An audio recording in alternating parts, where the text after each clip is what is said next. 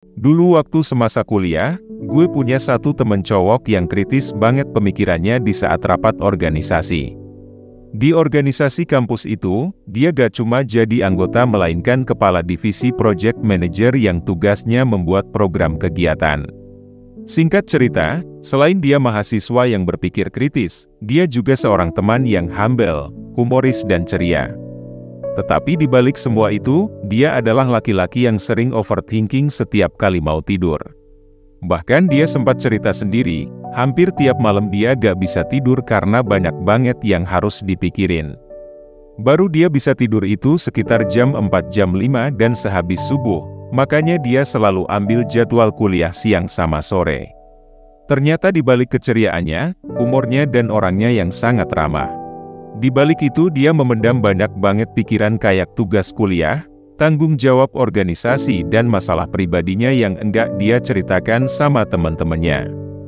Bahkan pernah di suatu rapat dia bisa tiba-tiba nangis sendiri tanpa sebab, tanpa ada kejadian apapun. By the way, teman gue satu ini orangnya perfeksionis. Tapi tenang aja, di video ini, gue punya cara ampuh untuk mengatasi overthinking sehingga kita bisa tidur nyenyak.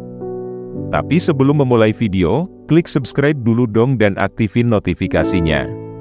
Mari kita mulai pembahasan.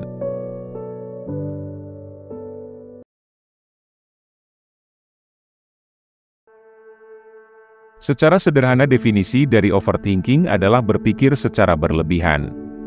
Orang sering mengalami overthinking biasanya di jam-jam tidur malam, di mana di saat mau tidur itu, mereka memikirkan apapun yang terjadi selama satu hari itu. Mereka memikirkan kesalahan, kekhawatiran, penilaian orang dan yang sudah terjadi maupun yang belum terjadi. Overthinking cenderung kepada cara berpikir negatif terhadap sesuatu yang belum terjadi, atau respon penerimaan orang terhadap usaha kita. Namun sebenarnya pikiran negatif itu belum tentu salah, tapi yang terpenting bagi kita adalah menyadari bahwa kita memiliki kendali atas pikiran tersebut. Pikiran, perasaan dan perilaku merupakan hal yang berkaitan. Sehingga ketika kita mampu untuk berpikiran positif maka akan muncul pula perilaku yang positif. Biasanya orang-orang yang sering mengalami overthinking adalah orang yang memiliki sifat perfeksionis, di mana tindakan dan keputusan yang dibuat olehnya harus menjadi yang terbaik. Kenapa bisa begitu? Biasanya tipe orang perfeksionis selalu berlebihan dalam membuat analisis. Mereka merenungkan setiap opsi, kemungkinan konsekuensi atau kemungkinan skenario yang mungkin terjadi.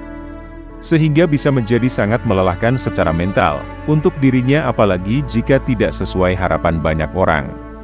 Selain itu, overthinking sering terjadi karena disebabkan oleh tekanan sosial di lingkungan tempat tinggal atau lingkungan keluarganya. Seperti misalnya harapan keluarga terhadap kita, yang menginginkan menjadi PNS di umur 25-an atau standar dari masyarakat sekitar rumah, bahwa lulusan sarjana harusnya bisa lebih sukses dari yang tidak sarjana. Tekanan sosial inilah yang dapat memicu pikiran berlebih pada seseorang untuk mencoba memenuhi harapan tersebut. Sehingga kondisi ini akan membuat seseorang merenungkan tindakan mereka secara berulang-ulang dan mereka akan merasa malu dengan penilaian orang di sekitarnya, karena belum bisa seperti harapan keluarga yang pada akhirnya anak tersebut akan menjadi tidak percaya diri.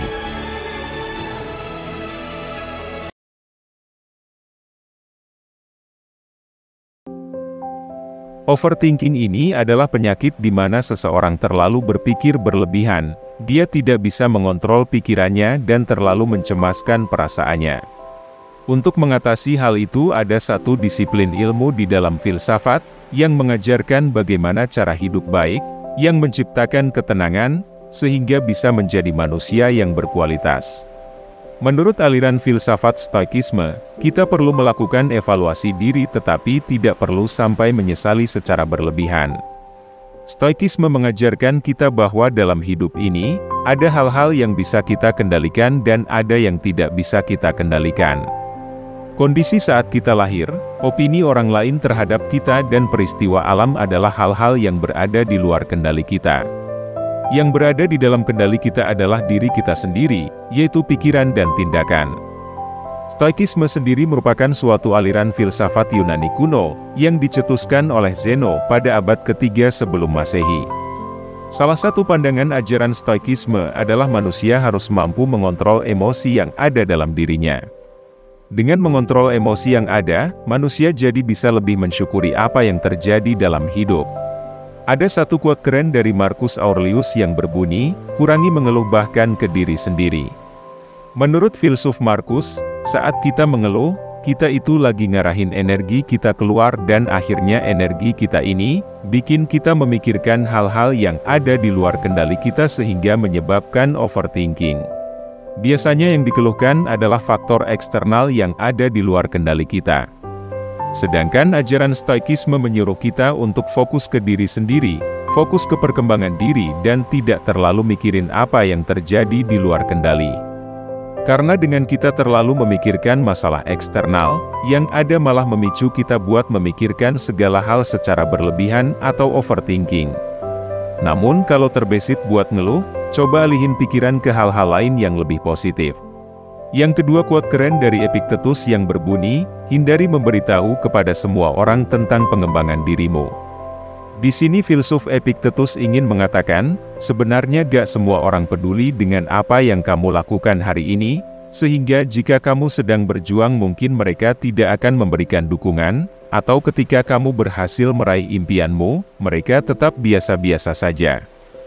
Kemudian jika kamu memberitahukan pencapaianmu ke orang sekitarmu dan berharap mereka akan memujimu, dan bangga terhadapmu, namun ternyata itu tidak terjadi sama sekali sesuai ekspektasi.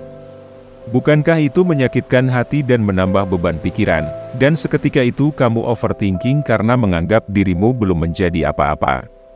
Salah satu prinsip dari ajaran Stoikisme, meminta kita untuk fokus berusaha mengupgrade diri untuk diri kita sendiri bukan untuk ditunjukkan ke orang lain, bukan pula untuk dapat pujian, karena pujian atau penerimaan masyarakat kepada kita, adalah salah satu hal yang tidak bisa kita kendalikan.